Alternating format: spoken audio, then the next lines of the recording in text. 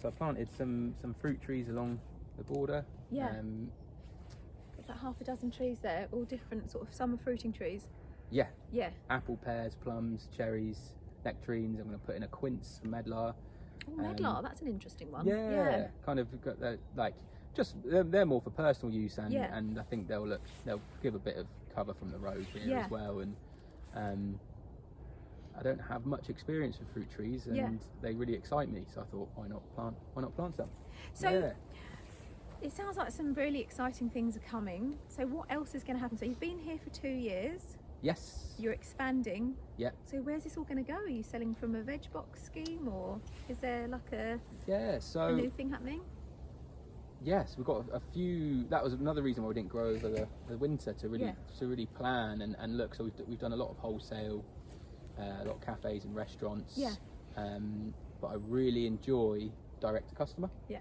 Really enjoy direct to customer.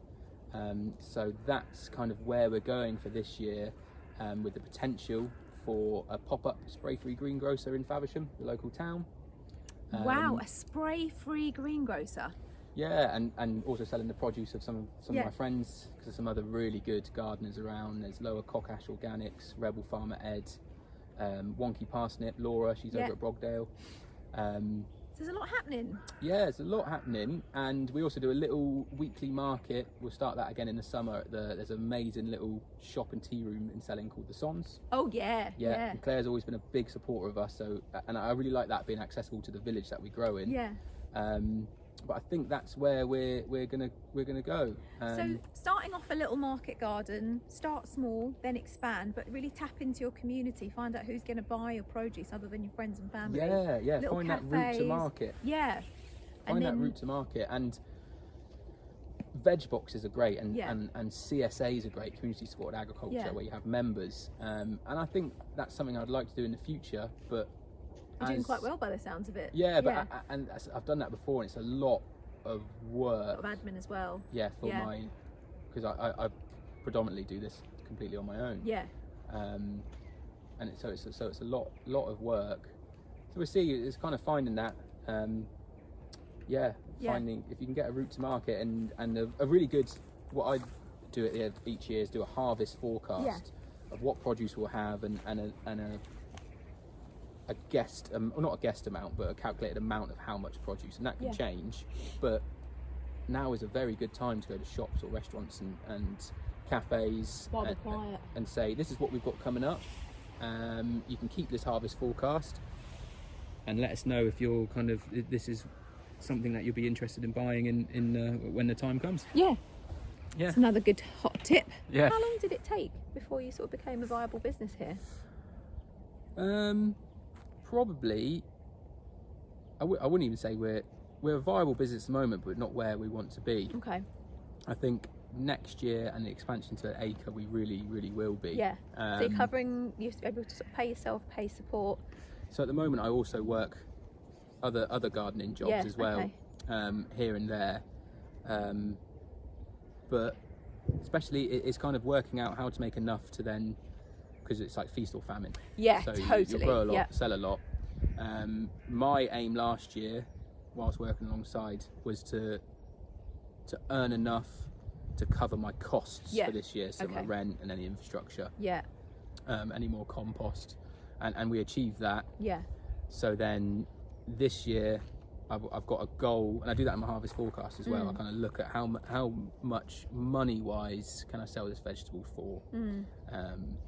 And kind of aim for that and sort my budget around that, but it's slowly we'll get there. And if you can make your own compost, and you can harvest your own rainwater, and you can make little circular kind of systems within the garden and keep your costs as little as possible, save seed.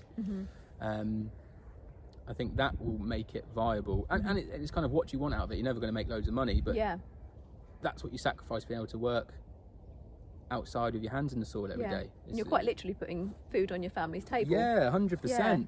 So, and the way we funded this was because access to land is a real barrier to most people. Of course, yeah. So it took us a good 2 years to find a piece of land, because we were looking for a 10-year lease, because I didn't want to put money into it, time into it. Yeah. kind of regenerate the soil within Yeah. 2 years to be asked to leave, and not many people were willing to give us a 10-year lease. Yeah. But luckily we got one in the end. And we are in an area of outstanding natural beauty. So the AONB conservation area, Yeah. really supportive, and they've got a farming and protected landscape scheme. Yeah. So I proved to them that the way we were growing was sustainable, good for the environment, and they gave us a really big grant. Okay. And that grant gave us enough for the first lot of compost, for us to build the compost making stations, for us to harvest rainwater. Yeah. So how did you go about finding the land? Was it sort of just advertised, or did you get out there and approach people? Yeah, approach Yeah. people, ask about, email, ring. So in the sort of terms of Lend and Tend, which is a garden sort of sharing initiative, generally I'd say the audience out there, of lenders particularly, would have big gardens, quite rural, semi-rural plots, and it's a lot easier to introduce somebody that lives in a sort of more residential or urban area to somebody with a smallish medium garden that lives on sort of like the outskirts of a city, and match them up with somebody in a flat.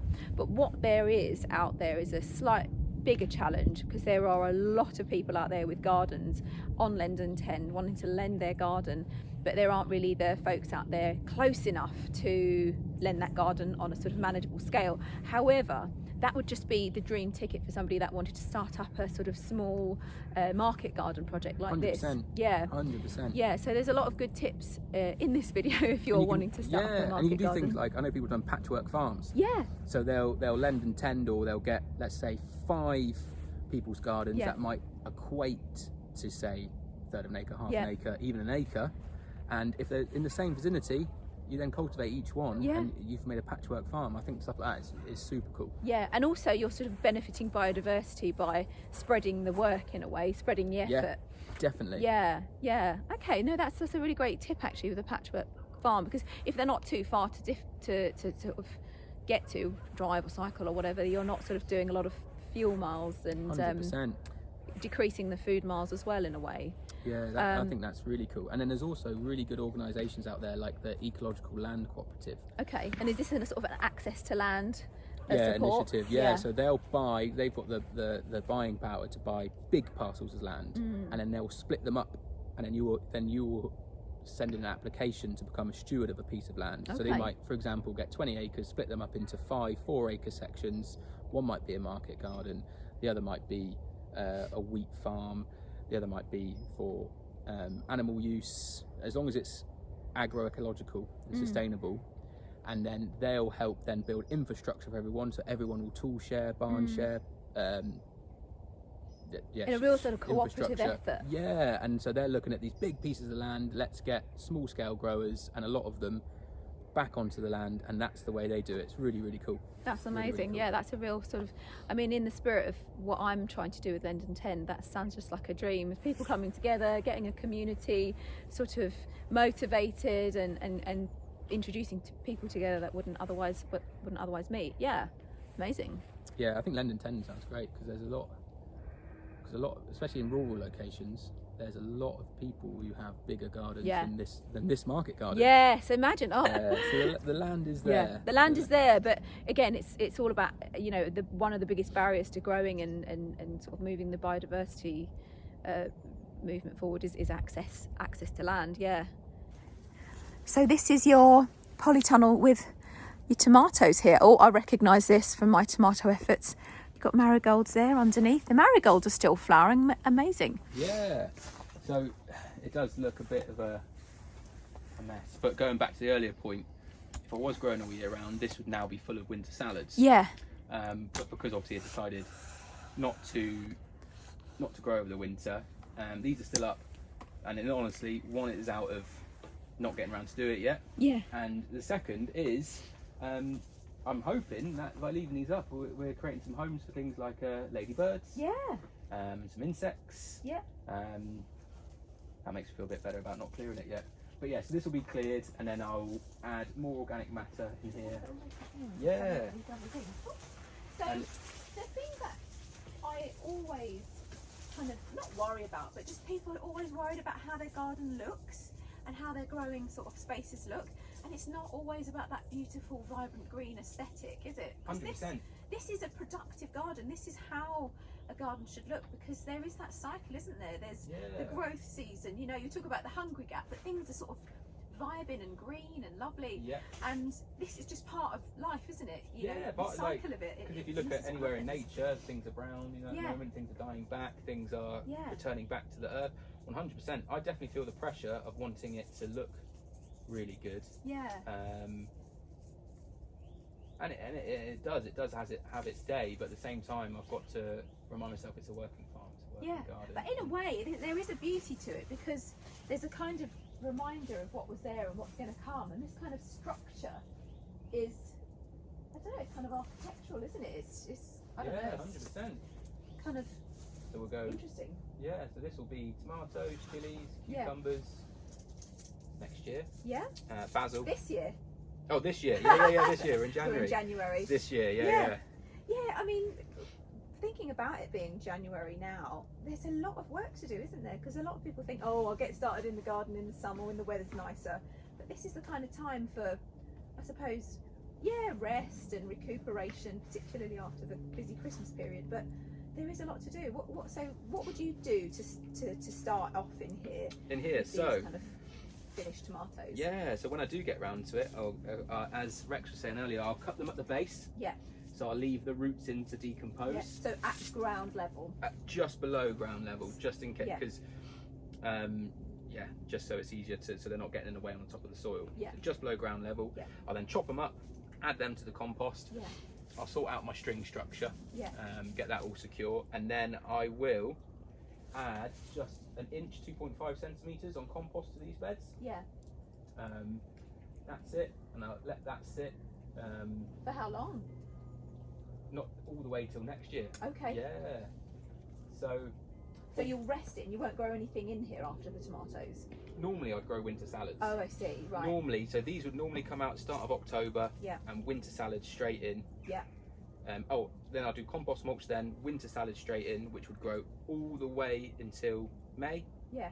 And at the start of May, get the tomatoes back in and all the other summer crops. But this year, because I'm not growing winter salads, just leaving these in for a bit, and then I'll get them cleared, and then this won't have anything in it until May again now. We're just on the other side of that busy, stressful time of Christmas. You know, January seems quiet and there's not a lot to do in the garden, but it's a really good time of year, really, isn't it, to kind of plan and recover, don't you think? Yeah, 100%. Rest is an act of resistance, isn't it? You know, really. Rest is an act of resistance. You're absolutely right. And when you're working outside, you can kind of tune yourself to the rhythms of nature, where we should be slowing down now. And you know, so we will work like we're doing now. We're clearing, but it's not the big rush. And then as spring comes and everything starts to grow and all got life around, but then you have more energy. Yeah. So then you're back, and then in the height of summer, where it's super busy, you kind of you've got the energy of the world, really, the same energy. You're kind of matching your energy to the world in autumn, and it's really, really nice. And it's just a really good time to reflect. You know, look back at the past season, what worked, what didn't work. Time to plan. Time to get ahead, because then you kind of get to the month of, I call it the month of mayhem. Yeah. Because it's just all hands on deck. So it's really nice to enjoy the slower pace. Yeah. And when you think about the kind of food that you grow in a market garden, or any sort of vegetable garden for that matter, the kind of food that fuels you at this time of the year is also really indicative of that pace. You know, those slow cooking. 100%. You know, a nice sort of leek and potato soup or something like that, or you know, those lovely broths and things that take ages to simmer away quietly on the stove, something you can take with you to your garden and enjoy, keep you warm, and just that kind of slow, gentle pace of preparation really is kind of something to kind of live with, isn't it? Definitely. I think you're right, the food does match the season. Yeah. There'll be things like when asparagus comes up as one of the first crops in spring. Quick, pick it. But that has a lot of vitamins that we've been lacking in the winter. Yeah, because it's one of the first things. But yeah, you're right, it's all those, the brassicas, the root crops that you can store.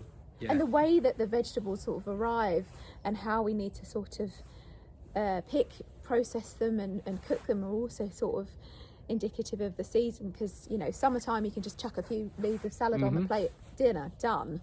And then, you know, as you go on into the sort of later months of the year, you know, things need a bit more care, attention, peeling.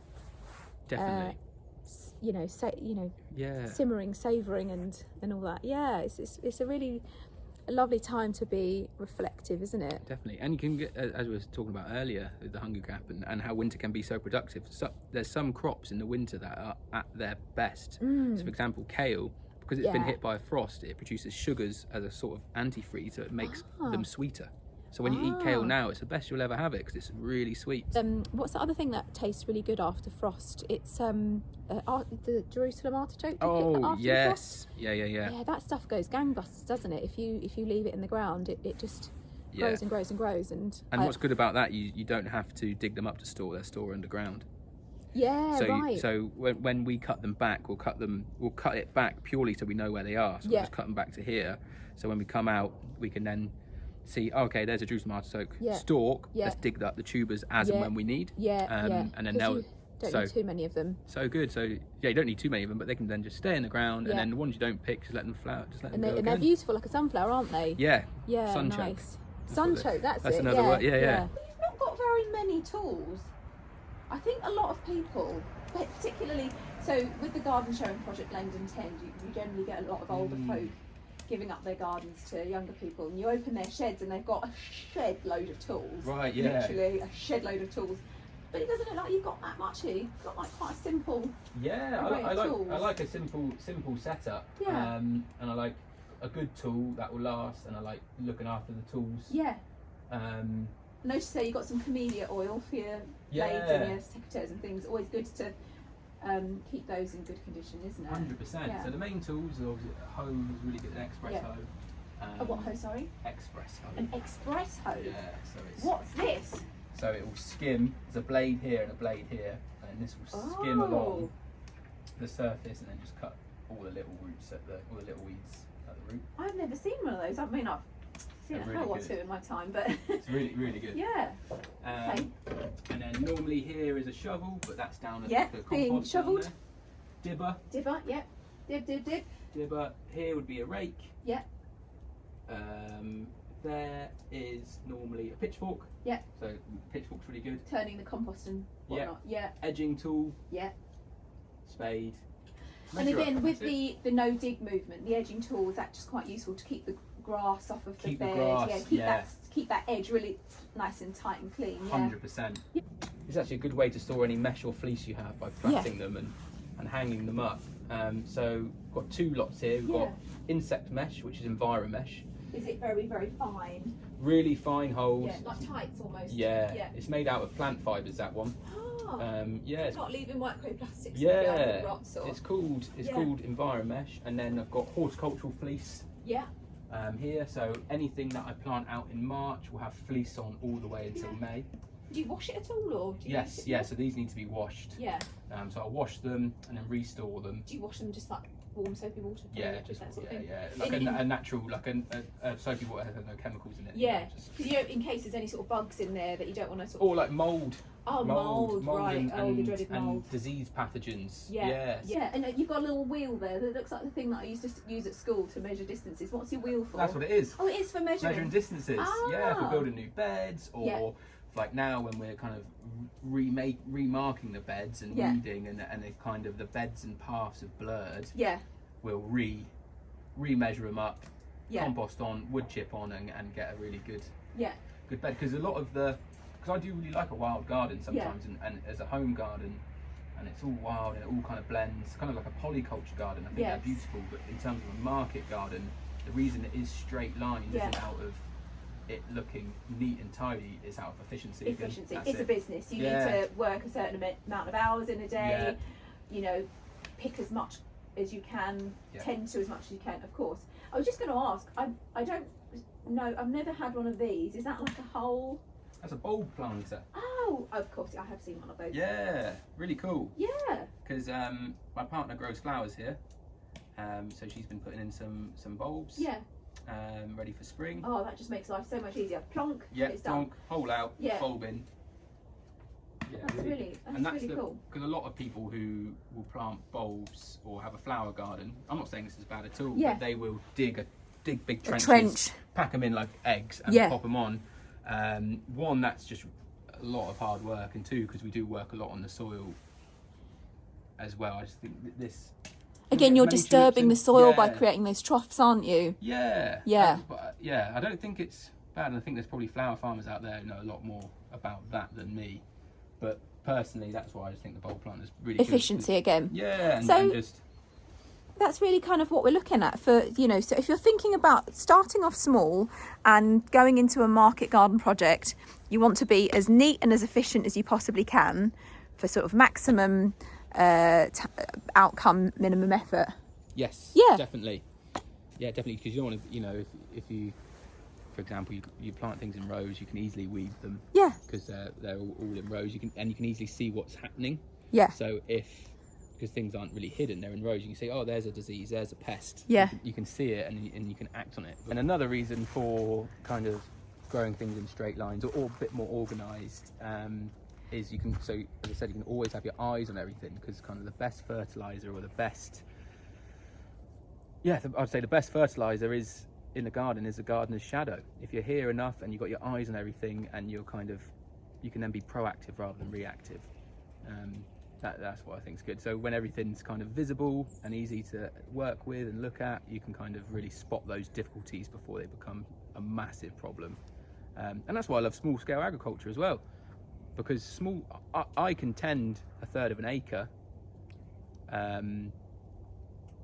which means that if I had acres and acres and acres, I wouldn't be able to see what's going on. So what's the easiest thing for me to keep my crops safe on a massive scale? Chemicals, fertilizers, machinery, and for me that defeats the point. It's a race to the bottom, isn't it? Yeah. Whereas here, when it's small scale, I can have my eyes on everything, and therefore I'm less likely to need anything external or anything that I think isn't.